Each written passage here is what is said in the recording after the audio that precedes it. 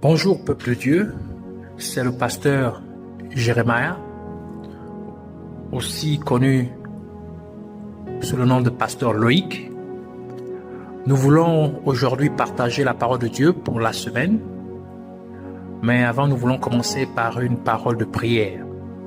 Alors en révérence à Dieu, en signe de révérence à Dieu, de respect pour Dieu, nous voulons baisser nos têtes et prier au nom de Jésus-Christ. Père éternel, nous te rendons la gloire, l'honneur et la majesté et la magnificence. Nous t'exaltons, nous t'adorons, nous te louons, nous te magnifions, car tu es le seul et véritable Dieu. Tu es le Dieu tout-puissant. Tu es celui qui ne change pas. Tu es celui qui vit d'éternité en éternité. Nous te disons merci pour cette journée et merci Seigneur pour cette opportunité que tu nous donnes de pouvoir être équipés, de pouvoir être instruits. Nous venons te prier que tu puisses ouvrir, Seigneur, notre entendement et nos oreilles, Seigneur, afin que nous puissions écouter ta voix et que nous puissions la mettre en exergue, que nous puissions appliquer, Seigneur, tes injonctions. Nous prions, Seigneur, au nom de Jésus-Christ, que tu prennes le contrôle de ces moments et que tout ce qui voudrait s'opposer à la connaissance de la vérité, à la connaissance de ta parole, soit neutralisé au nom de Jésus-Christ et renvoyé dans les habits de l'enfer une fois pour toutes au nom de Jésus. Nous prions, Seigneur, que tu puisses nous remplir de révélations, que tu aiguises, Seigneur, notre entendement au nom de Jésus-Christ. Merci encore pour ces moments. Au nom de Jésus, nous avons ainsi prié. Amen. Nous voulons parler aujourd'hui de quelque chose de très important. Nous voulons commencer une nouvelle série d'enseignements. Et j'aimerais que tout un chacun, nous puissions vraiment prêter attention. Car c'est très, très, très important pour l'être humain, pour l'humanité. Nous voulons parler des principes de la spiritualité. Les principes de la spiritualité. Et nous allons introduire ce sujet et nous allons parler des 4 catégories d'anges de la spiritualité.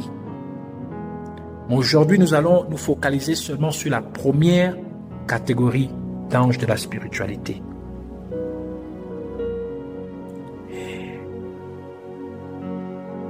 Être un être, être une personne spirituelle du point de vue de Dieu est crucial. Car la personne devenue spirituelle aux yeux de Dieu ne vit plus pour satisfaire les désirs de sa nature humaine corrompue ou de la chair.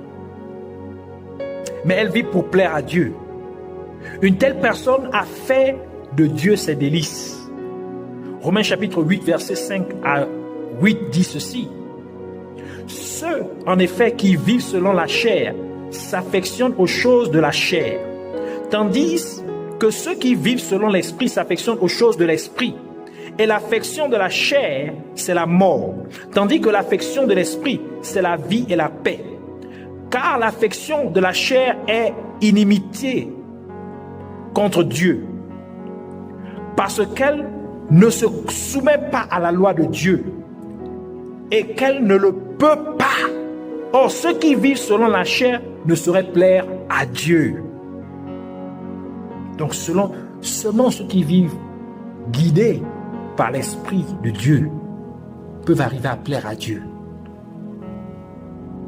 Et nous savons que depuis la chute d'Adam et Ève, dans le péché, la nature humaine a été corrompue. Dans le terme, la chair, notre chair a été corrompue. Par conséquent, les désirs de la nature humaine ou de notre chair ne se dirigent maintenant que vers le mal, comme nous le dit la parole de Dieu dans Galates chapitre 5, verset 19 à 21, qui dit ceci. Or, les œuvres de la chair sont manifestes. Ce sont l'impudicité, l'impureté, la dissolution, l'idolâtrie, la magie, les inimitiés, les querelles, les jalousies, les animosités, les disputes, les divisions, les sectes, l'envie, l'ivrognerie, les excès de table et les choses semblables. Je vous dis d'avance, comme je l'ai déjà dit, que ceux qui commettent de telles choses n'hériteront point le royaume de Dieu. C'est pourquoi nous devons être des êtres spirituels, vus aux yeux de Dieu. En d'autres termes, nous devons vivre notre vie dirigée par l'Esprit de Dieu afin de ne pas être des personnes charnelles. Ce qui signifie que nous ne devons pas être des gens dirigés par les désirs de notre nature humaine corrompue, comme il est écrit dans le livre de Galates, chapitre 5, verset 16. Je dis donc, marchez selon l'Esprit, ici on parle de l'Esprit de Dieu, et vous n'accomplirez pas les désirs de la chair.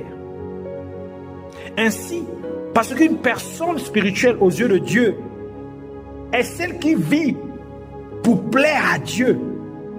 Elle est donc une personne qui vit par la foi, car sans la foi, il est impossible de plaire à Dieu. Comme Hébreux chapitre 11, verset 6 nous le dit dans sa première partie. Or, sans la foi, il est impossible de lui être agréable, de lui plaire.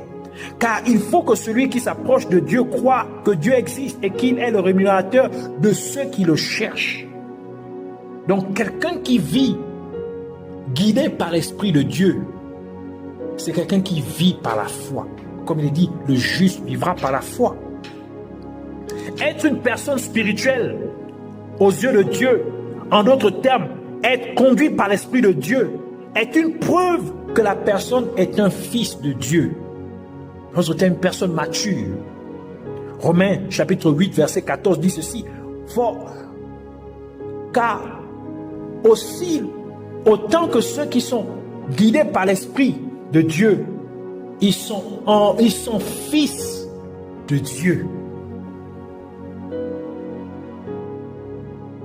Les fils sont ceux qui sont spirituellement matures dans la connaissance de Dieu et ils vivent pour obéir à Dieu, leur Père céleste.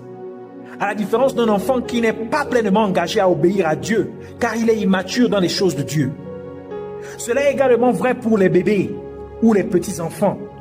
Lorsque vous leur demandez de ne pas faire quelque chose, ils feraient généralement le contraire de la chose même que vous leur avez demandé de ne pas faire. Tandis que quelqu'un qui a atteint l'âge de la maturité comprendrait et ferait ce qu'on lui demande. Et quelqu'un qui est encore un bébé, bien qu'il soit héritier, il serait sous un intendant. Galates chapitre 4, verset 1 à 2 nous dit ceci. Or, aussi longtemps que l'héritier est enfant, je dis qu'il ne diffère en rien d'un esclave. Quoi qu'il soit le maître de tout, mais il est sous des tuteurs et des administrateurs jusqu'au temps marqué par le Père. Donc, la personne est sous tutelle parce qu'elle est encore trop jeune pour être responsable des choses qui lui appartiennent. Car elle les gaspillerait.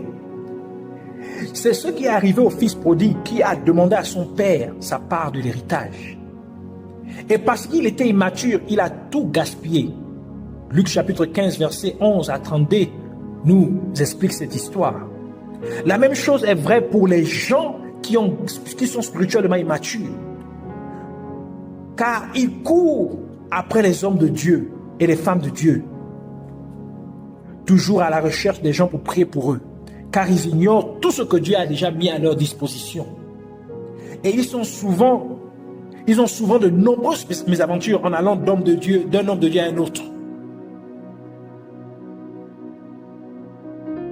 C'est l'une des principales raisons pour lesquelles nous ne devons pas rester spirituellement bébés aux yeux de Dieu, mais nous devons mûrir dans la connaissance de Dieu. D'où la parole de Dieu dit ceci dans Éphésiens chapitre 4, verset 12 à 14, en parlant des ministères, du but des ministères, pour le perfectionnement des saints en vue de l'œuvre du ministère et de l'édification du corps du Christ, jusqu'à ce que nous soyons tous parvenus à l'unité de la foi et de la connaissance du Fils de Dieu, à l'état d'homme fait, à la mesure de la stature parfaite de Christ, afin que nous ne soyons plus des enfants flottant et emportés à tout vent de doctrine par la tromperie des hommes et par leur ruse dans les moyens de séduction. Donc nous devons grandir spirituellement. Nous devons atteindre la spiritualité, la maturité spirituelle. Une autre raison importante pour laquelle nous devons devenir spirituellement matures aux yeux de Dieu, en d'autres termes, une autre raison pour laquelle nous devons être dirigés par l'Esprit de Dieu, c'est parce que ce sont de telles personnes que Dieu rendra manifeste. Et toute la création dans le ciel, sur la terre et sous la terre, attend avec impatience de voir la manifestation des fils et des filles de Dieu. Comme le dit Romains chapitre 8, verset 19. Aussi la création attend-elle avec un ardent désir la révélation des fils de Dieu.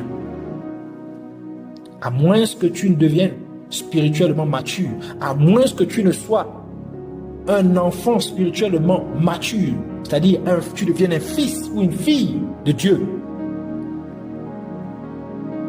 Dieu ne va point te révéler à l'humanité. Et c'est ce que Dieu fera par le biais de ceux qui sont spirituellement matures. En d'autres mots, que ce que Dieu fera par le biais de ses fils et ses filles. Ce qu'il fera dépassera l'imagination. Et tout ce que nous avons jamais entendu et vu, comme les Écritures nous le disent, dans Isaïe chapitre 64, verset 3. Jamais on n'a appris ni entendu dire, et jamais l'œil n'a vu qu'un autre Dieu que toi fit de telles choses pour ceux qui se confient en lui. 1 Corinthiens chapitre 2 verset 9 nous dit ceci: mais comme il est écrit, ce sont des choses que l'œil n'a point vues, que l'oreille n'a point entendues, et qui ne sont point montées au cœur de l'homme, des choses que Dieu a préparées pour ceux qui l'aiment. Une autre raison majeure pour laquelle il est impératif pour chaque chrétien ou chaque croyant d'être spirituel est le fait que lorsqu'une personne est spirituelle, lorsqu'une personne est spirituellement mature, cela jouerait un rôle essentiel dans l'enlèvement de la personne lorsque Jésus-Christ reviendrait prendre son église. 1 Thessaloniciens chapitre 4 verset 16 à 17 dit ceci: car le Seigneur lui-même a un signal donné à la voix d'un archange, au son de la trompette de Dieu descendra du ciel, et les morts en Christ ressusciteront premièrement. Ensuite, nous les vivants qui serons restés, nous serons tous ensemble enlevés avec eux sur des nuées à la rencontre du Seigneur dans les airs. Et ainsi, nous serons toujours avec le Seigneur. En effet, toute personne qui serait enlevée devra rencontrer le Seigneur dans le ciel. Donc la personne devra s'élever vers le ciel. Mais elle ne pourra monter que si elle est une personne spirituellement mature. C'est-à-dire si son cœur est pleinement attaché aux choses de Dieu, aspirant ainsi aux choses célestes du royaume de Dieu. D'où la parole de Dieu nous dit dans Colossiens chapitre 3 verset 1 à 4. Si donc vous êtes ressuscités avec Christ, cherchez les choses d'en haut, où Christ est assis à la droite de Dieu. Affectionnez-vous aux choses d'en haut et non à celles qui sont sur la terre. Car vous êtes morts et votre vie est cachée avec Christ en Dieu. Donc le fait qu'une personne soit spirituelle va jouer un rôle essentiel, dans le sens que cette personne, cette spiritualité, à la venue, à l'apparition du Christ dans les airs, va tirer cette personne vers le haut, va amener cette personne à pouvoir s'élever pour rencontrer le Seigneur. Mais si la personne est charnelle, c'est-à-dire que si son cœur est attaché, est plus attaché aux choses de ce monde et aux plaisirs de celui-ci, et si elle vit pour satisfaire les désirs de sa chair, cette personne ne pourrait pas monter pour rencontrer le Seigneur dans le ciel, parce que comme un aimant le monde la retiendrait. C'est pourquoi la parole de Dieu dit ceci dans 1 Jean chapitre 2 verset 15 à 17. N'aimez point le monde ni les choses qui sont dans le monde. Si quelqu'un aime le monde, l'amour du Père n'est point en lui. Car tout ce qui est dans le monde, la convoitise de la chair, la convoitise des yeux et l'orgueil de la vie, ne vient point du Père, mais vient du monde. Et le monde passe, et sa convoitise aussi. Mais celui qui fait la volonté de Dieu demeure éternellement. Or, qui fait la volonté de Dieu? C'est celui qui est guidé par l'Esprit de Dieu. Donc, celui qui est spirituel, celui qui est mature, celui qui vit par la foi. Alors que les êtres humains aspirent à être des créatures spirituelles aux yeux de Dieu, Dieu a chargé certains de ses anges de la tâche spécifique d'aider l'être humain dans son chemin spirituel. Hébreux chapitre 1 verset 13 à 14 nous dit ceci. Et auquel des anges a-t-il jamais dit, assieds-toi à ma droite jusqu'à ce que je fasse de tes ennemis ton marchepied? Deuxième partie, c'est là où nous voulons plus nous focaliser de ce verset. Ne sont-ils pas tous des esprits au service de Dieu, envoyés pour exercer un ministère en faveur de ceux qui doivent hériter du salut? Donc les anges sont là pour aider ceux qui sont appelés au salut, pour aider le croyant, pour aider le chrétien, pour aider l'être humain. Dieu a fait ces anges même pour protéger l'être humain, comme le psaume 91 verset 11 nous dit, car il ordonnera à ses anges de te garder dans toutes tes voies. Dieu assigne même un ange particulier à chaque personne. Comme Jésus nous le révèle dans Matthieu chapitre 18 verset 10, il dit ceci. Gardez-vous de mépriser un seul de ces petits, car je vous dis que leurs anges dans les cieux voient continuellement la face de mon Père qui est dans les cieux. Et les êtres humains ne doivent pas prier. Il est important de savoir aussi, de noter que les êtres humains ne doivent pas prier aux anges, ni les adorer. C'est exactement ce que l'ange qui parlait à l'apôtre Jean l'a empêché de faire quand Jean est tombé à ses pieds pour l'adorer. Et il lui a dit d'adorer Dieu seulement, car lui-même, il est aussi un serviteur de Dieu comme Jean lui-même l'était. Apocalypse chapitre 19, verset 10, il dit ceci, dans la première partie de ce verset, que nous allons lire. Et je tombais, ça c'est Jean qui parle, l'apôtre Jean qui parle, et je tombais à ses pieds pour l'adorer. Mais il me dit, garde-toi de le faire. Je suis ton compagnon de service et celui de tes frères qui ont le témoignage de Jésus. Adore Dieu. Donc, l'être humain ne doit pas adorer un ange. Il ne doit pas prier à un ange. Il doit prier à Dieu et adorer Dieu seul. Et lorsqu'il le fait, Dieu met les anges en action, au service pour lui, en sa faveur. Dieu a créé 4 catégories d'anges pour aider le croyant dans son cheminement spirituel. Et ils sont appelés les anges de la spiritualité. Donc, il y a 4 catégories d'anges parmi les anges de la spiritualité. Ils sont divisés en 4 catégories. Et Dieu voudrait que nous comprenions le rôle respectif de chaque catégorie d'anges de la spiritualité. Et comment chacune de ces catégories d'anges considère être la spiritualité du croyant ou du chrétien aux yeux de Dieu. Alors nous allons parler maintenant ici de la première catégorie d'anges de la spiritualité.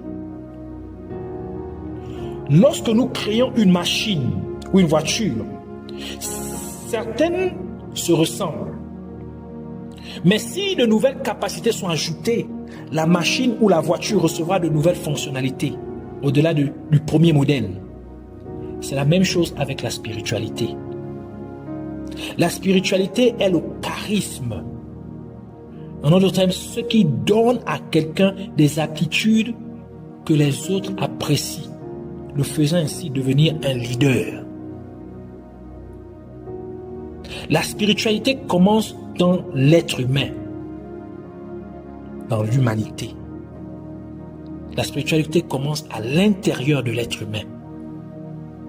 Lorsque l'être humain comprend qu'il est appelé à développer une sainteté dans laquelle son corps serait mis à part, c'est là que la spiritualité commence.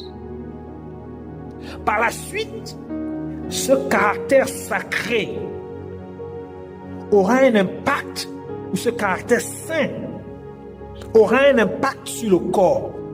Et le corps communiquera ce message à l'être, dans l'être. Et à partir de là, les facultés spirituelles commenceront à fonctionner.